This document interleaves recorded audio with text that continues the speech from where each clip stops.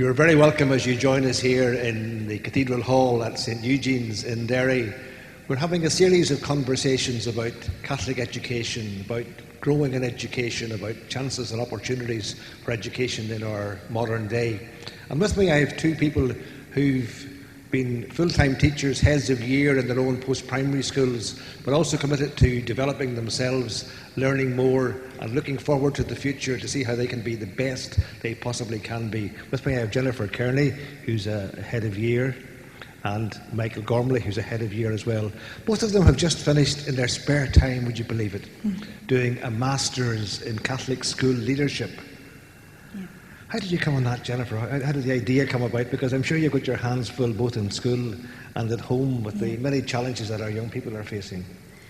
So I was probably a wee bit more hesitant to begin with, to undertake the Masters course. So every year whenever Trey sends the email out and our principal would forward it, I would think, God, that's something I think I would find interesting. And so every year I was like, oh, maybe I'll have a wee think about it. And then one year, Rosemary Finan was a previous head of history in our school. She had completed it. So I went and spoke to Rosemary, and she was like, I really think that you would enjoy it and you would find it interesting. And I thought, you know what, I might give it a go. And then for another year or two, I didn't. And then I spoke to a couple of other people who had completed it, and they were always encouraging, and our principal was always encouraging. So I just thought, you know what, I'll give it a go and see how I get on. And I really enjoyed it, and I'm glad that I did do it. And it's a big commitment. Is it 3 years? It's 3 years, but it's part-time, so it's very manageable. We had 2 units of work to do every year. So it was spread out throughout the year, so you were able to balance it between schoolwork and then completing your assignments as well. Great. Yeah. And Michael, what about yourself? How did you come to be on the programme as part of the group that's based in Derry here? Yes. Well, I suppose a bit like Jennifer, I was hesitant at the start, kind of going back to study, because it had been quite some time since I had been books in front of me in that sense. But I've been involved in a number of professional development courses beforehand, which were very good, but I was always keen to explore something related more to the Catholic education. And I suppose that idea of Catholic ethos that we talk so much about, I really wanted to get a firmer idea of what that means, I suppose, in practice within our schools. So I'd gone along to a few of the information sessions about the Masters in St Mary's in Twickenham. And after a few years, I decided to take the courage and apply for the course. And just like Jennifer, it was a superb experience and really worthwhile and very manageable, because as full-time teachers and I suppose family commitments as well, you have to build things around, and particularly using your mid-term breaks carefully in terms of doing assignments and so on. So no, I'm really delighted that I had the courage and went ahead to do the Masters. Okay. Well, what sort of topics, what sort of modules were there that you had to cover, or what ones did you most enjoy? Can I ask Jennifer? One of the ones that sticks out for me was all about leadership, so all the different leadership styles. And as a year ahead, thankfully it's few and far between. You might have a difficult conversation to have with somebody, but always just the readings was very good for me as a year ahead to reflect on and put into practice in. So whenever we were doing about like servant leadership, just to always have it in the back of your mind, what would Jesus do in this situation? And to see yourself as a servant of God. So I find that module really interesting. And as Michael said as well, we did one about Catholic ethos and this whole sense of mission. And that was another one too that I found useful for my practice and also very interesting. I think you certainly indicated that it's a while since you had studied before. And I suppose the environment in which you had been an undergraduate student initially, the environment has changed a lot. Did you find that some of the topics actually helped you to deal with current issues, new problems, new situations? Absolutely. It gave you, I suppose, a greater understanding of your vocation as well as a Catholic teacher. Vocation, that's a big word. It helped to kind of reaffirm, I suppose, the decision 22 years ago to enter teaching. And as Jennifer said, that idea of servant leadership, which is so important within any Catholic school, really struck me, and that's what I focused my dissertation on at the end of the Masters. I enjoyed as well the discussions around the idea of community. what community actually means in practice. And it's something that I would encourage kind of discussions about in the school around the idea of community, and trying to encourage the students to recognise that they're an important part of any school community. They're at the heart of the school community. All teachers, non-teaching, everybody makes up what the community of a Catholic school is. And we all have a contribution to make. We all have skills and talents. We're all unique individuals, and we all have a part to play in building a school. And leadership can come at any level. Absolutely. It can come ahead of class in first year, year 8, or it can come from the principal's desk. What did you discover mainly from your dissertation? Well, my dissertation, as I said, focused on this idea of servant leadership.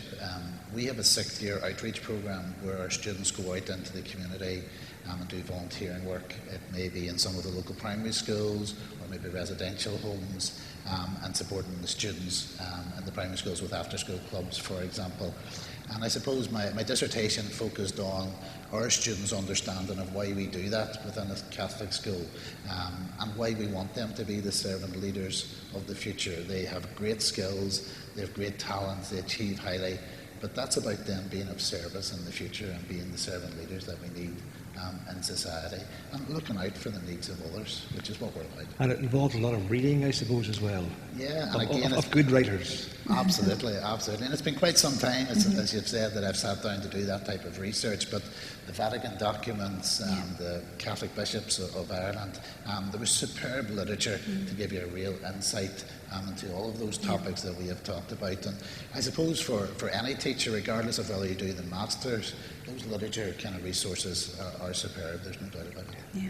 And Jennifer, your own particular topic that you chose for your thesis, what was it, can I ask? I chose about poverty.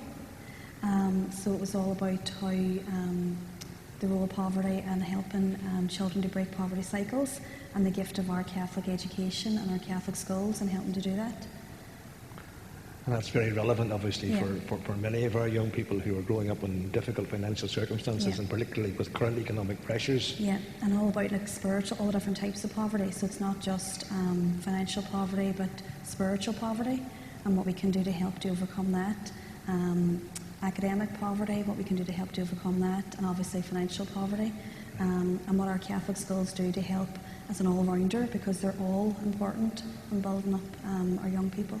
I certainly have the impression from both of you that actually the Catholic education context and philosophy and thought and so on actually is an encouragement rather than a limitation to the Yeah. work you want to do in school. Yeah. It inspires you to be involved, go above and beyond what the curriculum requires. Yeah, and it's good as well because we're always so busy as teachers, we don't make time to sit back and reflect on things. So it was good to have the opportunity throughout the course to reflect back on the teachings that we were reading about, and for our own spirituality as well. I found that very useful to make some time. And I suppose you were also doing the course with other people. I mean, Yeah. you were walking together Yeah. as experienced teachers wanting to learn more, Yeah. and learning from each other as well as from That's the right. lecturers. And although it was all remote, like for me, it was all done remotely, but another gear from our school did it as well. So it was good that we were able to touch base with one another. Another gear from Derry did it, so I was able to see her at Mass on a Sunday, and we'd be like, "Oh, how are you getting on this week? What are you doing? You know, have you this chapter done and whatever?" So it built up a sense of community as well. And although it was all done remotely, we did have wee breakout rooms as well that you were able to go to for like tutorial sessions, which was very good. And I suppose the lecturers coming from a GB written environment had many things in common with here, and yet the distinctive issues as well, and yet were very much part of the Catholic family of schools that exists around the world. Yeah, absolutely. I suppose we talk about the universal church in that sense, and the central mission of the church, and how the Catholic schools, no matter where they are in the world, are central to that mission of the church. You know, we have so much in common, regardless of where we're kind of positioned. And it was great having those professional dialogues, as Jennifer said. You always gain something from a dialogue with colleagues, be it online or in person. So it definitely is something I would recommend to other teachers. And what level of time was involved? Was it monthly online courses, or fortnightly, or how often did you have to be involved in, let's say, an online day? Yeah, there was kind of an online day maybe every half term. Yeah. Every half term. And then there would have been an assignment as well, Yeah. kind of each term. But, you know, Therese gave us great advice at the start. Just manage it each week in terms of committing maybe an hour to your literature and your research and Yeah. making your notes as you go along. But the lecturers of the course are so understanding that we are full-time teachers, and they're there to support us in every step of the way, and they're always on hand for us if we needed any help. And your meeting was always on a Saturday, so it was good. It was at the weekend as well, so you could plan your family life around that. So it was very manageable, and all the resources were online. You know, you had access to every reading that you needed. All the materials were sent to you, and they were very understanding of your own family time and your personal circumstances. So it made it very accessible. And I suppose you were able to do some of your work by reflecting on the environment you're working in yourself. Yeah. You know, school specific. Yeah, so for the assignments, you always had have a school description. So you could obviously give it a fictitious name, but you were able to base it on your school if you wished to. So you were able to go back, and even for like my dissertation, I was able to interview people in our school and get ideas and things as well from them, which was good. It's marvellous for young people whom you are encouraging to learn to see you are learning as well. They say that the best teachers are the ones who never stop learning. Absolutely, and I suppose when I was doing my research with the 6th-year students in terms of outreach, I was very honest with them that I was doing as part of my study and part of my master's, and that I was looking for their help in terms of their contributions to that research. So, you know, it's encouraging for them to see that learning is lifelong in that sense, and we just don't sign up as math teachers or whatever it happens to be, that we continue to learn on that journey together.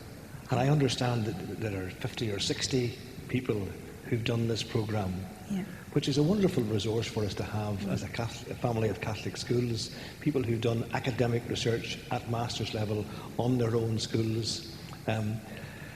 Leadership is challenging in school nowadays.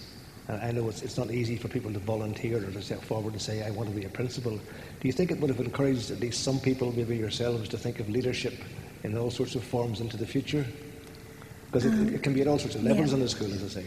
So as a result of it, I had an interview there just at the end of the year when I was just finishing the Masters for a management position in school, and I was successful in it. But I do think as well that even it helped me to prepare for the interview for that and the presentation for it, I was constantly reflecting back on everything that I had learned throughout the Masters programme on different leadership styles, for example. So it was very good in that sense as well. And it's given you a confidence, I imagine, above and beyond what you had before, to talk about Catholic education with pride rather than with an apology.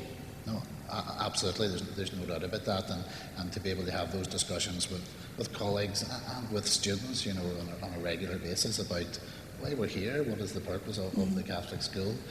Yes, as I've said before, it's about academic success and maximising their skills and talents, but to go out then into our societies and be of service to others. There's no doubt about that. If when you use your sense of vocation as well, that although you are a teacher, you're not just a teacher, you're a Catholic teacher in a Catholic school, and it's good to talk with like-minded people about things like that as well, and go back into your school then, and talk about it. To your colleagues who haven't had the opportunities that you have had, and it's sharing your ideas, sharing quotations from authors. I suppose it helps you better engage in staff development days, all of those things, and gives you confidence and a vocabulary for having professional conversations. And I think many of our young people are very idealistic. They want to hear good arguments. They want to hear solid content. They want to be treated seriously rather than pampered.